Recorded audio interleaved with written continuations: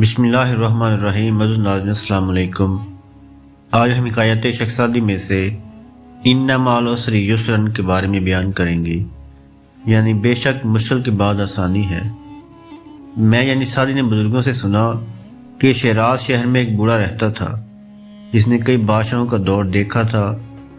درخت اگرچہ پرانا تھا مگر کھنڈر بتا رہے ہیں عمارت عجیب تھی۔ پھل تیار رکھتا تھا، یعنی حسن میں اپنی مثال آپ تھا، تھوڑی ایسے جیسے سرو پر سیب لگا ہوا ہے اگرچہ سرو پر سیب نہیں لگتا۔ لوگوں سے تنگ آ کر اس نے اپنا سر منڈا دیا تاکہ حسن میں کمی آ جائے اور لوگوں سے اس کی جان چھوٹے۔ کمبخت نائی نے کھنڈے اسرے سے اس کا سر موسیٰ علیہ السلام کے ہاتھ کی طرح سفید کر دیا۔ اس کے ایک عاشق زار نے دیکھا تو بہت پریشان ہوا۔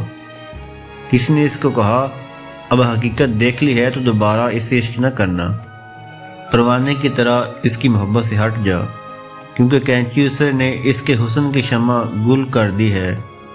عاشق صادق نے چیخ مار کر کہا، میری محبت تو ہوس سے پاک ہے، اسی کے ساتھ جینے مرنے کا وعدہ کر چکا ہوں، اور بدکار لوگ ہی کمزور وعدے کرتے ہیں۔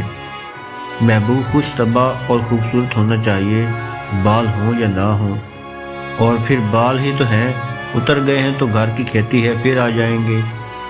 تو نے دیکھا نہیں انگور کی بیل ہمیشہ تازہ خوشی نہیں دیتی، بلکہ کبھی پھل دیتی ہے، کبھی پتے گراتی ہے۔ اچھے لوگوں کے حالات کی تبدیلی مستقل نہیں ہوتی، بلکہ سورج کی طرح ہوتے ہیں، کبھی بادل میں چھپ جاتے ہیں، کبھی ظاہر ہو جاتے ہیں۔ مگر حسد کرنے والے انگارے کی طرح ہیں جو پانی میں ایک بار گرنے سے ہمیشہ کے لیے ختم ہو جاتے ہیں۔ لہذا اندھیرے سے ڈرنے کی ضرورت اس لیے نہیں کہ ہو سکتا ہے اس اندھیرے میں آب حیات کا مخفی چشمہ ظاہر ہو جائے۔ نکامے کی فکر میں پریشان نہ ہو، رات کی کوکھ سے ہی دن جنم لیتا ہے۔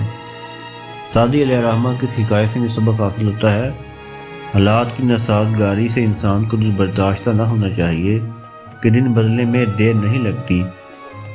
آج کا کنگال کل کو خوشحال ہو سکتا ہے، اور جو آج تخت پر ہے کل تختے پر لٹک سکتا ہے۔ وہ جو چاہے تو یتیموں کو پیمبر کر دے، وہ جو چاہے تو فقیروں کو سکندر کر دے، وہ جو چاہے تو وزیروں کو بھی اندر کر دے۔